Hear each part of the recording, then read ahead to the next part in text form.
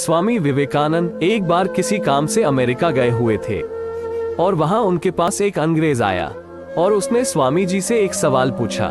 स्वामी जी, आपके हिंदुस्तान में माँ को सबसे ऊंचा दर्जा क्यों दिया जाता है? क्यों लोग पहले माँ को पूछते और बाद में भगवान को? स्वामी विवेकानंद उसकी तरफ मुस्कुराते हुए देखे और उस अंग्रेज से कहा, वहां पास में एक पत्थर पड़ा हुआ है, उसे उठा लाओ। अंग्रेज पत्थर लेकर आ गया। अब स्वामी जी ने उससे कहा कि इस पत्थर को एक कपड़े में लपेटकर अपने कमर से बांध लो। कमर से पत्थर बांधने के बाद स्वामी जी ने उस अंग्रेज से कहा, अब तुम जाओ और 2 घंटे बाद आना, फिर मैं तुम्हारे सवालों के जवाब दूंगा।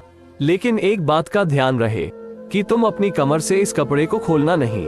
अंग्रेज वहां से चला गया। पत्थर के वजन के कारण उसे चलने फिरने में बहुत तकलीफ हो रही थी और 1 घंटे पहले ही स्वामी जी के पास पहुंच गया और उनसे कहने लगा कि रहने दीजिए, मुझे आपसे कोई सवाल नहीं पूछनी, मैं अब ये पत्थर हटा रहा हूँ अपनी कमर से।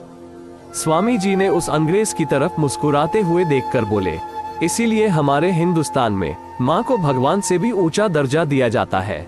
तुम इस पत्थर को अपने कमर से 1 घंटे भी बांध कर नहीं रख सके और माँ हमें पूरे 9 महीने अपने पेट में रखती है। बड़ी से बड़ी आंधी तूफान क्यों ना आ जाए, फिर भी हमें वो किसी तरह का नुकसान नहीं पहुंचने देती है। शिक्षा, जिंदगी में बड़ी से बड़ी मुश्किल की घड़ी क्यों ना आ जाए, लेकिन कभी भी अपने मम्मी पापा का साथ मत छोड़ना, क्योंकि जब आप छोटे थे तब उन्होंने एक पल के लिए भी आपका हाथ नहीं छोड़ा था।